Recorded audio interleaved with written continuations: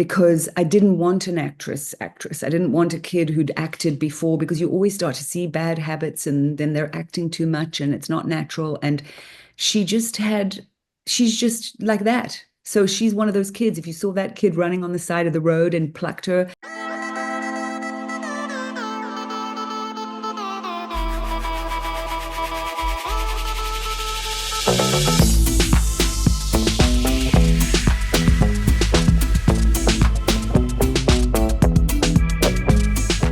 Hello, Embeth. Hey, Thank you so much for your time. A pleasure to talk to you. thank you for having me. Yeah, beautiful movie. We're Thank you. in, yes, so beautiful, beautiful, beautiful. And but to start, congratulations. This is your director debut, right?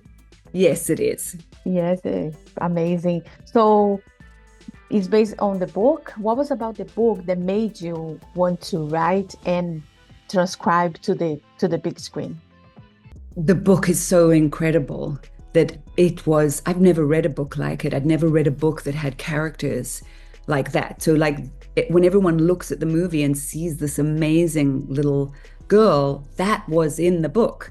This wild haired, dirty, smoking, drinking, swearing creature with matted hair. And then even the photographs, I had everything from the book. So it gave me this image in my head. And then her description of that time so reflected really my own time in South Africa. It's different to Zimbabwe, but I had a lot of my own experiences, which made me think, gosh, of all people, I feel like I know how to tell the story. But the book was really what gave me all the inspiration. Yeah, she's the actress, and like the character reminds me. I'm from Brazil, and then we have a lot of like uh, kids like that. You know what I mean? Yes, exactly. Those little barefoot wildlings running around. So we did the same in South Africa as she did in Zimbabwe. So when you see a picture of a kid like that, that gives you a visual from where to start a film.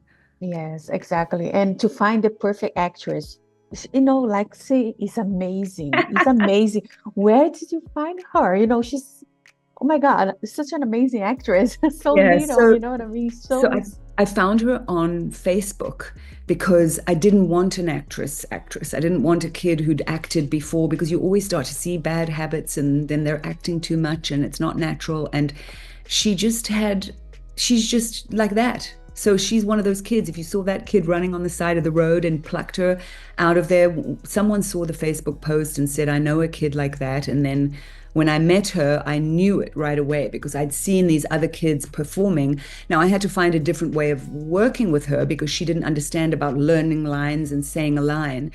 I just had to keep her as relaxed and natural as possible and then feed her lines and try and create situations and capture it on film, and then have her with, say, Zikona's character, the girl who played Sarah, have the two of them talking, but then I'd be behind Zikona and say, okay, here's what you say now, and then try it like this. Now tickle her, now make her giggle. It was a lot of tricks to do it, but she's such a natural, beautiful creature that she could do it. she's amazing. I'm just gonna say again, like it's amazing. And you did a wonderful job now that I find out that she's not a actual actress. You know what I mean? Like it's such an amazing, it's amazing, amazing, amazing. Also, like you like directing, producing, acting at the same time. What was like the challenge there for you, like on set? Um, the challenge was the acting wasn't, I just had to Yeah. do what I could. That was just like, okay, jump in, do what you can and get out quickly. The challenge was the amount of time I had, I think, with the child. I only had 3 hours a day, and she's in almost everything. So the clock, the going, and just the amount of footage that I had to film, and the labor laws, which made me not have much time with her, that made it was just time. It was wearing a lot of hats. I nearly died. I felt like I'm going to die. I'm so exhausted. But in a weird way, you push yourself past what you think you're capable of doing, and then you can rest after it's done. Yeah, yeah, that's great. And for your director debut, this is like a lot of work, like a lot of learning. It's like a learning process, and you did an amazing job. I Thank you. really enjoy. And you filming in South Africa and Zimbabwe. What was like? with this setting of the film? Yeah, so I filmed it in South Africa because we couldn't actually film in Zimbabwe. It's too they didn't have the infrastructure in the film industry, and it was a little volatile at the time, so we couldn't really get in there. But I'd been to Zimbabwe when I was younger, so I had an idea, and I studied a lot. I did a lot of research before, because again, South Africa, even though I filmed it there, it's not the same. It's a different group of people, it's a different war, it was a different setting. But I knew enough about South Africa to know that it was similar enough, and I could make it look similar enough to Zimbabwe. Also, like your character, and you play a lot of like different characters in your life. Mary Parker, we have like all these amazing characters that you did. What was about this one that is special for you, like that made it special? I think I'd not played, other than theater years ago, I hadn't really played a woman who was as much on the edge as her and was as unlikable as her. So there's a challenge in playing somebody unlikable who's got, who's bigoted and who's got the political views that she has. But the challenge was, I guess, trying to find the humanity in her, which I think you catch a glimpse of it. You finally understand a little bit why she is. It doesn't excuse her behavior, but you sort of understand why she behaves the way that she does. Mental illness and tragedy, I think have left her the way that she is. But the challenge was sort of making her so unlikable, and at the same time not so unlikable that it just ruined the film. And as I really enjoyed the movie, and I think the cinematography is really beautiful. What was like the approach, and to bring like this is kind of a modern, but at the same time you have like the 80s look of it a little bit. So how was like that for you, like that approach? Yeah, so that 80s look was really important. I had a ton of family photographs from the late 70s and the 80s that had that sort of saturated color, really that kind of very warm, sunlit, burnt feeling, but also like the bright blue of the shorts or the bright green on the dress. And I just had a cinematographer who understood what I was talking about. I showed him the pictures. I pulled a lot of things and references from other films, and he just got it. And he really understood what I wanted it to look like, it was. I like to say that it's the anti-Out of Africa film. It's not Out of Africa, right? It's not the beautiful Out of Africa that we saw in that film. It's the slightly darker, more dirty side of it, and yet there's beauty to it, and the sunlight is part of the beauty, and he really knew how to capture that. I was very lucky. It was such a beautiful like cinematography. I thought that was really, really well done. Also the editing, like how was like the editing process? It was, for me, that was my favorite part of it, because I think I then could sit down and see everything that I hadn't really known up until we sat in the editing room. I knew I'd watched my dailies only after I finished shooting, because I didn't have time during the shoot. But I had a very good editor as well, and his ability to show me, because of working with a child, I had to do a lot with the edit. I had to bring in the voiceover, which I'd written, but then I realized how I can use voiceover over pieces of things that had actually been scenes, but there were scenes that didn't work, because you can't always get a 7-year-old to reach the places you need them to go. But he taught me this stitching technique that you could stitch together, and then by I don't know, a quarter of the way in, I then was like, I love this part. This is the most exciting part, because then anything is possible. You can do anything. You can even add special effects. If there's a shot that you didn't get, or something didn't work in your shot, you can add it. Then I didn't reshoot a few things, but I did a few inserts, and then I wove the inserts in.